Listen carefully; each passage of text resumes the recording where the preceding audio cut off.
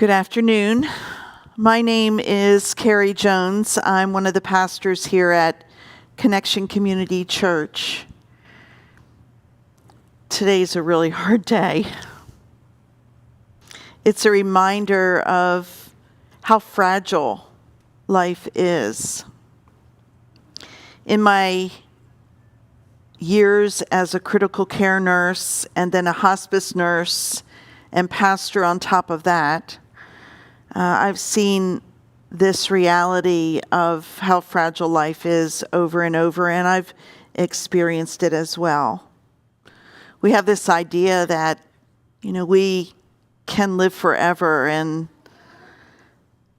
there's a lot of people who don't get that much time, and somehow it doesn't seem fair.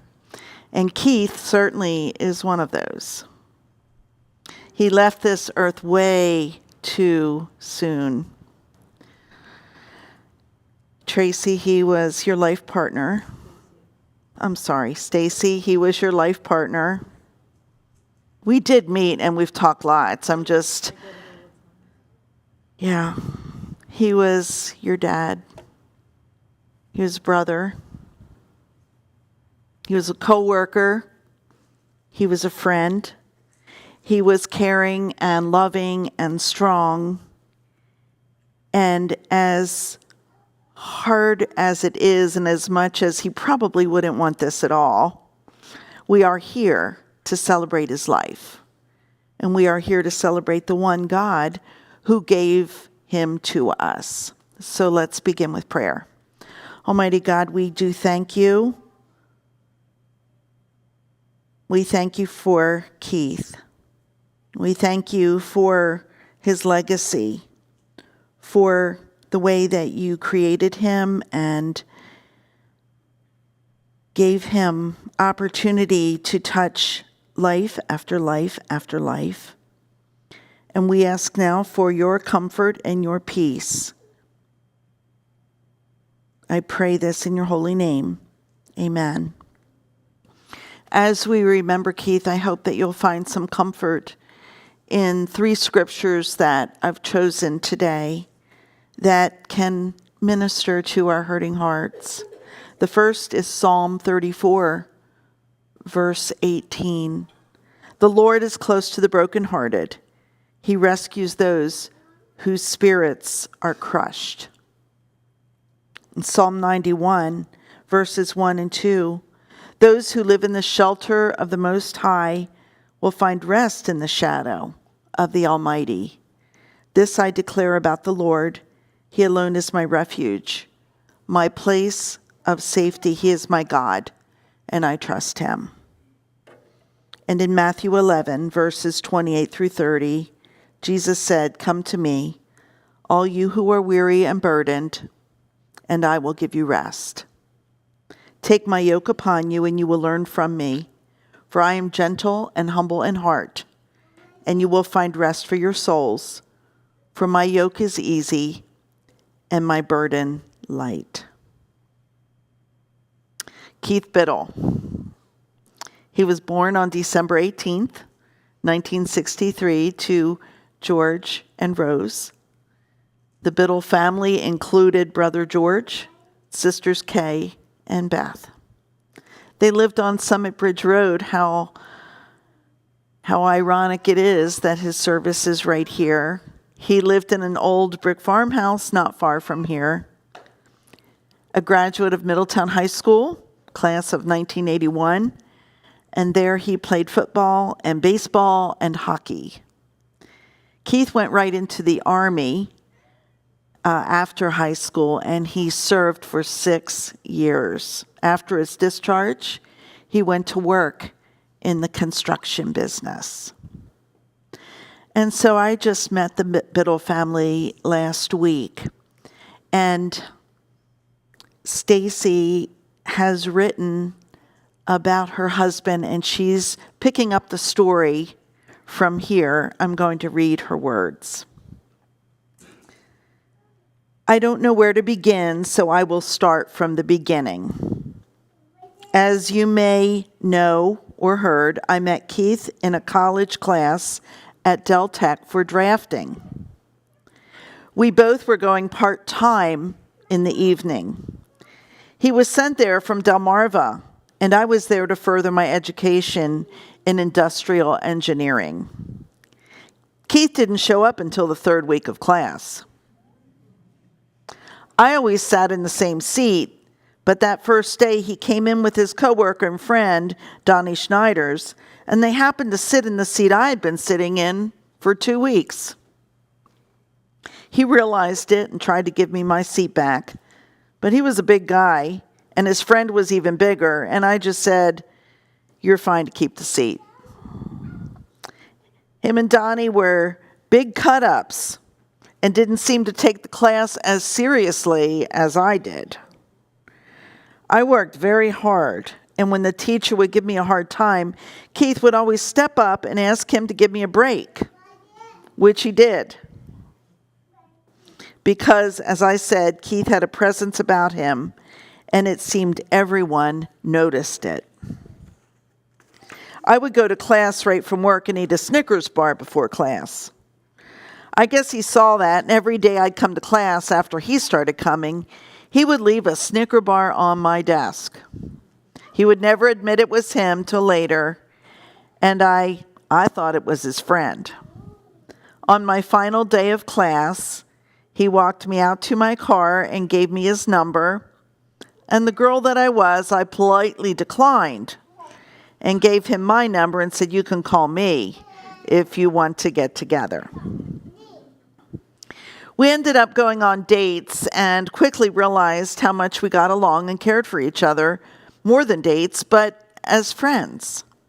We always felt like we were meant to be, almost like long-lost friends that had finally found each other. As time went on, we spent more and more time together, and every day was quality time. He loved seafood, and we would buy shrimp and sit on his tailgate at a park and talk and snack on our Old Bay shrimp. My friends would laugh and say, "Don't you get tired of each other?" I could never be with someone every day. But that was the case for either of us. To this day, I never tired of my time with him or wished I was somewhere else. I treasure every moment and conversation we had. His friends would ask me, "How did you change him into this family man and husband?" And I would always say, "I didn't know. We just fit together like two pieces of a puzzle that were finally found." He turned out to be the absolute best husband, caring and loving. He never asked anything of himself, but wanted to make me happy. Then he became a father, and he was the best, most loving father I could ever ask for. He loved his kids more than anything, and always hugged them, and told them he loved them, and spent any free time he could with all of us. His infamous coffee rides were the most meaningful, as other people might seem silly, but that was the time we all had the most in-depth, heartfelt talks with him. He loved to explore, and he loved nature. You would never know he ever hunted animals as a kid for how much he loved to see wildlife and appreciated it. The biggest example is that the man never liked cats, and he found one at our shop that was close to dying. He brought it back to health, took care of it, and took it into our office as our shop cat, the cat that followed him around like a dog. Keith had a way with children and animals that was so unique, and I will miss that about him the most. He had gotten cheated out of ever seeing his future grandchildren, and that hurts the most. Let me not forget that Keith was so smart, and he knew he could always run his own business. After 20 years with Delmarva, he came to me and said he was starting his own business and I would run the administrative side.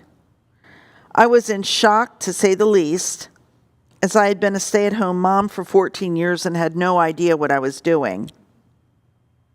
It took a long road, and he was always positive, and now, 15 years later, we built a wonderful business that he was so proud of. It makes me so sad that he was cheated out of enjoying the fruits of his labor. All he did was work so hard to make his business successful, and always worried about his employees and giving them a good life. Keith and I didn't come from much and had no help, but through grit and determination, we pulled it off, and not for nothing. But it makes me so proud for him and what a legacy he leaves behind. Thank you, Stacy. And now I would like to read what Gavin wrote about his dad. Gavin writes, I would like to thank you all from the bottom of my heart for coming here today to support my family as we lay my father to rest. Unfortunately, I am not able to read this to you myself, as this is a very emotional time, as you all know. As my father's passing was unexpected, I would like to recap on his life, as he was the most genuine and unique person we all got to encounter. My sisters and I have experienced the passing of our own grandmother, aunts and uncles at a young age, but never thought we would lose our father. As most of you know, this past month has been extremely difficult for my family and I. No one ever wants to leave this earth, and I couldn't imagine being in his shoes during the tough times. But I know that he fought tooth and nail every second he could until he was unable to. And he had the best support system through it all. All my life, my father was always my role model, especially being his only son. I looked up to my father as he always knew what was right and what was wrong. He was the most brilliant man I know, and always had a way of teaching me a life lesson for everything we did. My father and I spent countless hours together, including car rides for hockey trips, to coffee rides on the back roads of Towns End, and even working together in my teenage years. My father cherished those rides as it gave us time to talk about anything and everything. My father preached that he did not get a chance to spend times like that with his dad, and wanted to be the change, which he was. My dad was such a family man and loved his kids. He never missed a game, practice, or any other extracurricular activities that my sisters and I were involved in. I believe my dad went above and beyond being a parent and provided the support of 10 dads combined, and I will never be even half the man that he was. Later on in my life, those car rides slowed down, but those memories will last forever and will always be with me, even when he's not. In life, you should always have parents to grow old with and create your own family, which was my father's passion. However, life tends to throw curveballs. My father always wished for the best for my mother, sisters, and myself, and I believe he gave us more than he ever dreamed of. My father had a unique way about him, which everyone gravitated towards. My father was not small, nor extremely large, but when he walked into a room, his presence was recognized. As some would say, he was the gentle giant. He was always a man of gifting and caring, and would give the shirt off his back to anyone, and never expected anything in return. My father's unique attributes made him the man we all loved and will miss. My father was a good man. Thank you, Gavin. So I would like to open it up for sharing, and Stacy's brother Lee will come up, and then I believe Anise will come up.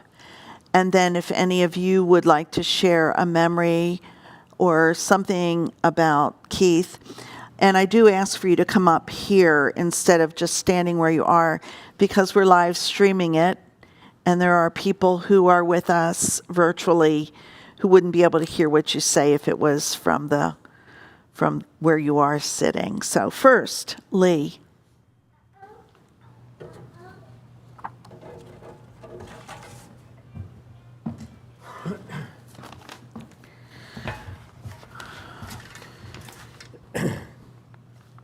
This really wasn't supposed to happen.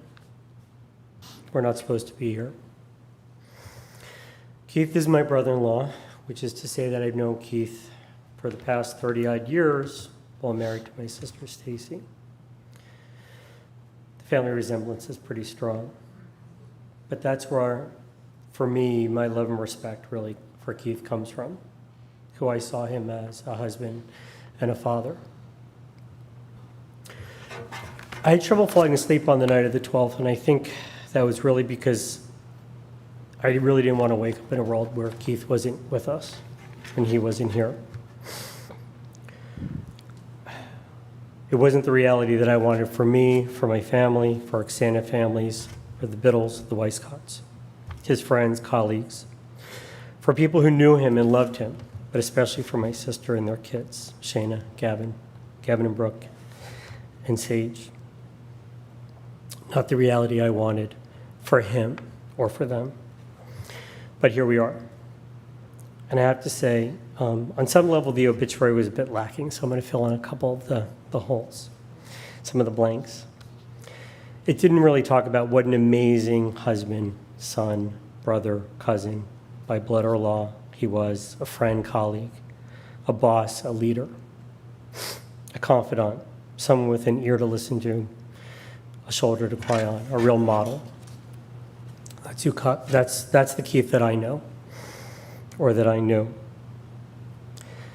And we all know a slightly different Keith, so I don't have those little league stories, and I don't have those stories about him getting kicked out of a bar. I'm sure they exist. So maybe others can come up and talk about that. To me, he was someone who sometimes stood in the background, but had a big, huge presence and strength. He was a force.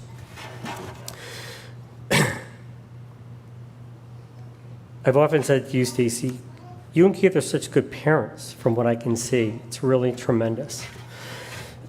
Driving and flying all over to see Sage play hockey, wherever they were, Elmira, New York, or Vermont, or Michigan. You did it with Gavin, too, when he played. And your kids, even as adults, to want to be with you and each other constantly. They're always together. Just really amazed me and impressed me what a family unit this really is, continues to be. You did something right when as adults your kids still want to be with you, and that was Keith. He was more than just right on that. I look at all that Shayna, Gavin, and Sage have all accomplished in their lives and what they're going to do, where they are, what's to come. And that doesn't just happen. You get guidance, you get support, you get someone behind you with strength and support. And that was Keith. That's who he was. And you guys you're amazing. On Tuesday, when things were kind of unfolding, I raced down here. I wanted to really give Stacy support. And I realized as soon as I got here, and I had just missed Sage, that you have the support. This family unit is so strong for one another. And it was all about what you each needed to do for one another and the right thing for Keith. And that just is really amazing to me, the way you all are together as a unit and supportive. And Gavin and Brooke and Shana wanted to make sure they're doing the right thing for you, Stacy, and the right thing for Keith, and you wanted to make sure you do the right thing for them. That bond is really amazing. The respect, the caring, the love. You know, Sage, you and your dad, certainly two peas in a pod. You know, when the two of you get together, it could get a little out of control pretty quickly. You know, and I might state the obvious, but like hockey was a big part of that, but I think that there was obviously much more of a connection than hockey. And of course, we're all bummed that you didn't beat River Falls for all the reasons.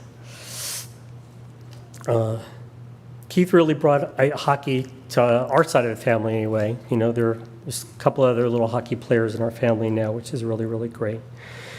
But that's really part of, to me, Keith's legacy in terms of who he was and what he did. You know, and I know, you know, Gavin, he was like your buddy, and I know you becoming a police officer was really one of the proudest moments for him. And I just remember him saying, like, this felt like it kind of came out of nowhere in a way, but it was something you wanted to do, and he was going to support you all the way. And I was like, that's really what a father is really all about, you know, helping their kids to make decisions and be who they want to be and be there for them. And Shana, maybe because, you know, being firstborn and all, you guys had a super, like an amazing connection. I always thought you were like sort of like daddy's little girl in a way. But how you seamlessly like joined the company, you stepped into Chop Tank and like did amazing things in helping to run the business, and getting kind of the support from your dad and your mom.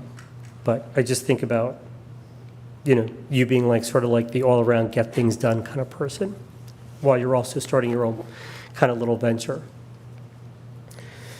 But, you know, I just think if you want to know the kind of person Keith was, you look at his family, you look at his kids, and that tells you everything. That's his legacy. But he was a good dad, not just to his kids, also to his pets, to Colby. You know, clearly Colby misses Keith. He knows there's something up. And obviously people have heard about the cat. They've seen pictures of the cat, you know. To think that this guy who's sort of like, could have been a linebacker, is going to take a cat in and take care of him. You know, that's a compassion that I think you'd look at Keith and you wouldn't know. He was really one of the most compassionate people, especially for those of us who might love him but also fear him a little bit. Didn't really know that was really what he was all about. You know, and I always said, I felt like, Stacy, you and Keith had like a near perfect marriage. It was really kind of incredible. You're always together.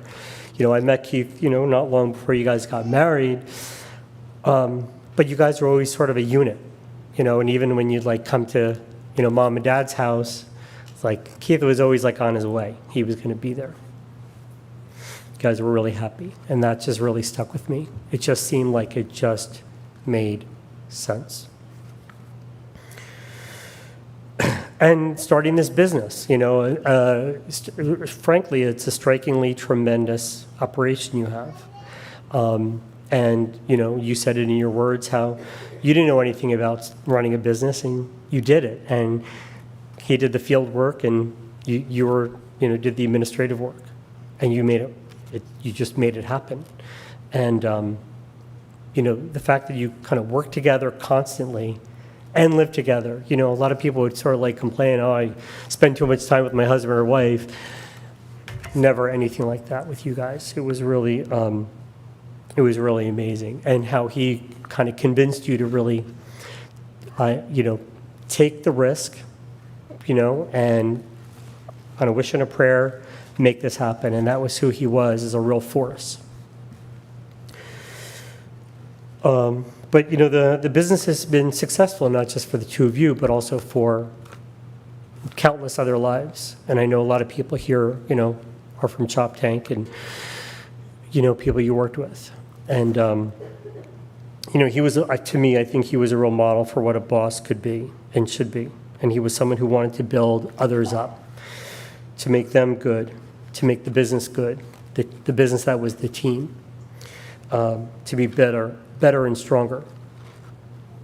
And that, to me, that's real leadership. And some of us go and get MBAs to learn about leadership. Keith just had it. He was a leader, fundamentally, in the most basic way. And that, to me, that's, to me, part of his legacy. Not just as a husband and a father, but as a colleague, a confidant, as someone people who could come to. But as sad as I am, I'm kind of angry for what we've all lost. What you both have lost, what the family has lost, what he's lost. And I don't think there's really coming to terms with that. But I just feel like this wasn't supposed to happen. And you did kind of try to warn us a little bit. You know, he said, you know, I told you, so now it's kind of up to you. You know, he was tough. He was a fighter. You're all fighters. You're all tough. You're going to make it happen. You're going to go on and do amazing things. But you'll always have your dad. He'll always be there. He'll always, when you're thinking about what you should do or want to do or think you can't do, he's going to be in your ear telling you can do it, because that's who he was. He was a force and a presence. And I think he'll always really kind of be there. That force, that presence will always be there. He was too great a man not to be. So I know we'll always feel his presence. So I would just, like to say, Frank, just like, God bless his soul, may he rest in peace, and may we all find the courage really to go forward, remembering and honoring who Keith Biddle was and is for each and every one of us. Thank you.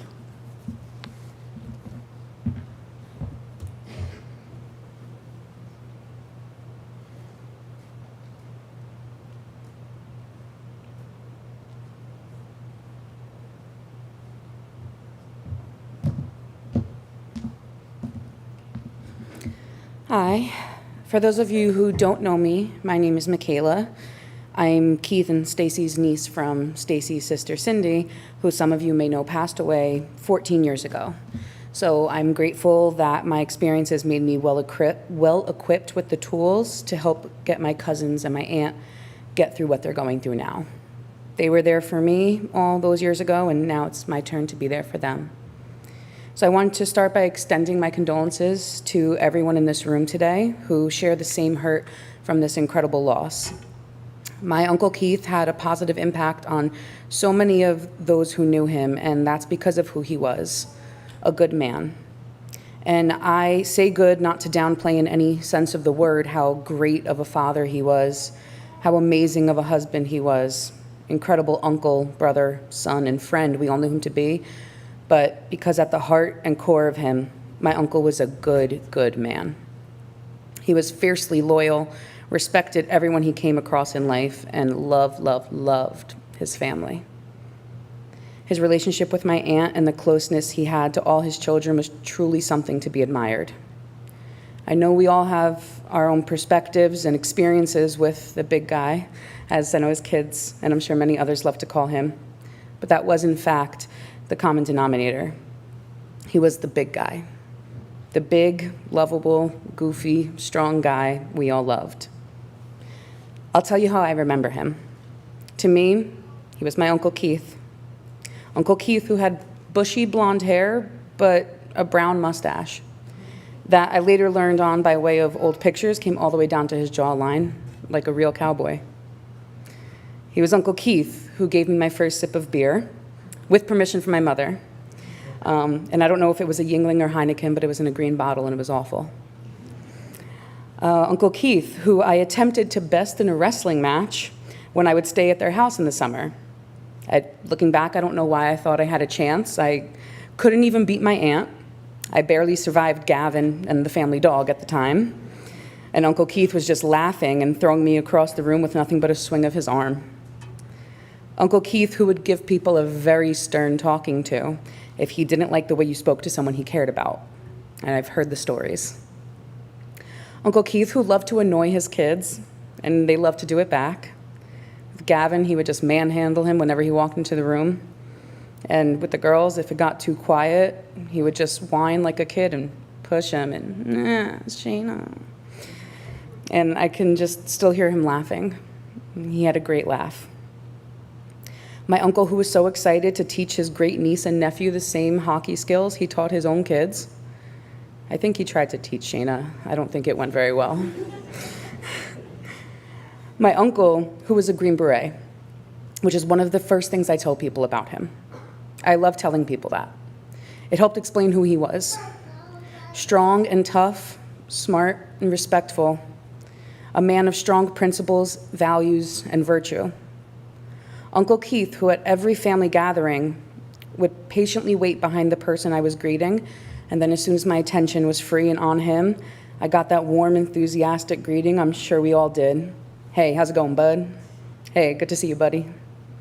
And it was always paired with a big smile and a big hug, and I'm really gonna miss those greetings.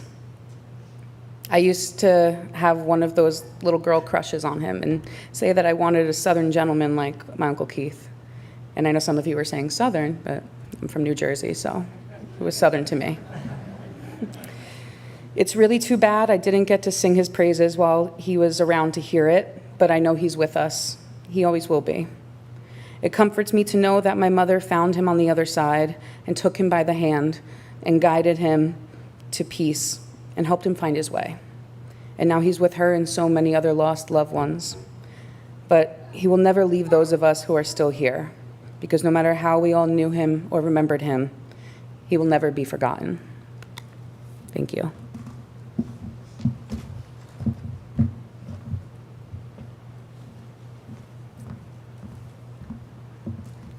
Thank you. Thank you both. Are there others who would like to come up and share?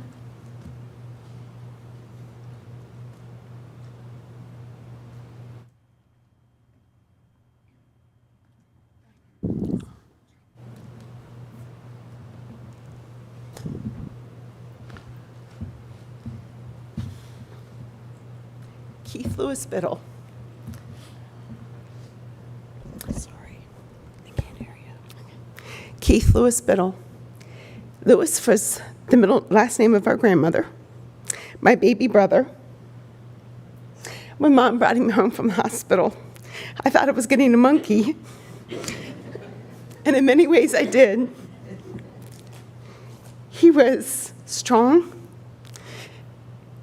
He would drive me insane because he was so smart, like our older brother George, and never had to study. I remember Stacy saying that when they met in college, in the college class, that he never did his work. And he could ace anything easily, which many times would have me telling him how much I hated him. I worked like a dog in college, and he never had to open a book. For his high school senior year, he almost didn't graduate because he found it was more important to be uptown playing pool. And they called the house, and I went and found him and walked him to his class. And of course, he hadn't studied and aced and did extremely well. My baby brother was the instigator. He would lay under the beds and in closets and just wait for you to come in so he could jump out at you and scare us. He was definitely the little pain we would call him. Unfortunately, our other two siblings and Mom and Dad are there in heaven and waiting for him. And I'm glad that they have him with them. I will miss him greatly. I am so happy that he met Stacy, because it was the best union I could have ever imagined for him. And he adored his children.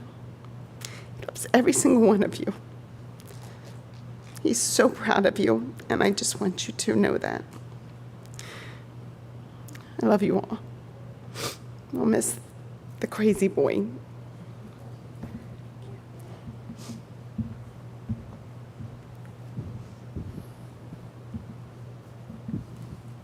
Thank you, Beth.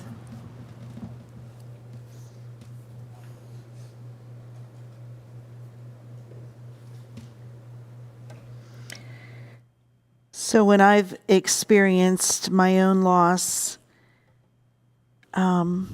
it's been really helpful, like in weeks or months, or even years later when somebody shares something about my loved one, has a memory. So, take advantage of your memories of Keith and share with his family, because I know right now things are so raw, but it could bring a smile and a great sense that he does live on in our hearts and he's not forgotten. I heard about how much he cared for people. Stacy shared that in their business, he really made it a point to hire young men, offering them opportunities to grow and thrive, and often looked after them like a father would. He really wanted the best for them, and those of you who were here, I know that you experienced that. He was for the underdog, the one who might be struggling. Stacy shared a time when they were going somewhere and he saw an older couple struggling to get a refrigerator inside of their house. He didn't know them. He just stopped and he got that refrigerator in there. He always put others before himself. He enjoyed watching black and white movies. He liked anything military. He liked investigative and fix-it shows. He liked old cars, drag racing. And one of the most precious memories I know that you have now is the 30th anniversary when you went to Ireland, and then the trip to OBX, and then his 60th birthday just a few months ago. I shared at the beginning of this service, and you've heard it today, that it just doesn't seem right. It doesn't seem like this is the way life should go from an earthly perspective. It's really hard to hold back the tears. It's hard to know what to do with the feelings, with dreams, with the future. And I looked in the Old Testament and saw God's people who cried out. In Exodus, the Israelites groaned in their slavery and cried out, and their cry for help because of their slavery went up to God. God heard their groaning and remembered his covenant with Abraham, with Isaac, and with Jacob. And in the Psalms, David, shepherd boy David, who turned king of Israel, he cried out to the Lord time and time again for protection, for rescue, for forgiveness, for comfort. And I believe from my very core that God hears your cries as well. God does not turn a deaf ear. The prophet Isaiah says, "But to those who hope in the Lord will renew their strength and will soar on wings like eagles. They will run and not grow weary. They will walk and not faint."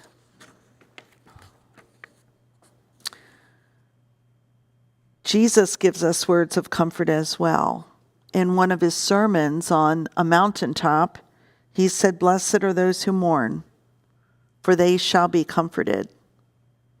And he also said, "Peace I leave with you, my peace I give to you. I do not give to you as the world gives. Do not let your hearts be troubled, and do not be afraid." Let's pray. Oh God, we do thank you that your love never fails. There is never a place where you aren't. Thank you for hearing our cries. We ask for your strength in our weakness, for your mercy, for your goodness, for your light that shines in the darkness. We thank you for your presence here and for hearing our prayers today. Now we commend your son, Keith Lewis Biddle, to you. He is a sheep of your fold, a lamb of your flock, a sinner of your redeeming. Receive Keith into the arms of your mercy and grace, into the blessed rest of everlasting peace. We do thank you for each day. Help us not take our days for granted. Help us not take our relationships for granted. Instead, help us, oh God, see each day and each person as a gift. We thank you for the gift Keith was, for the way that you designed him, you created him, you shared him with us.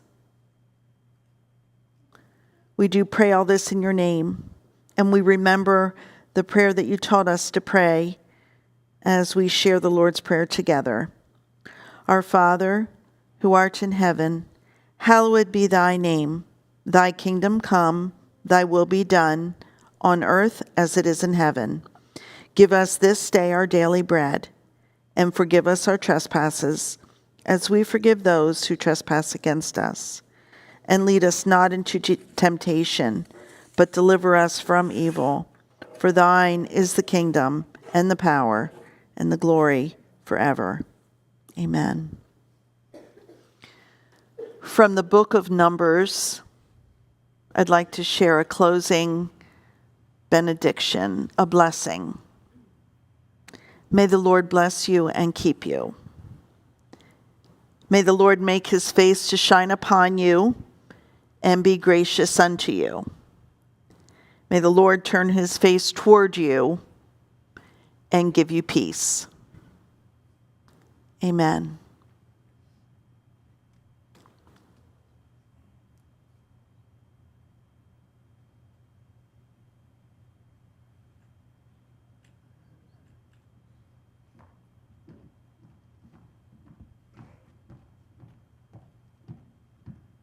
Folks, this does conclude the services here today at Connection Community Church.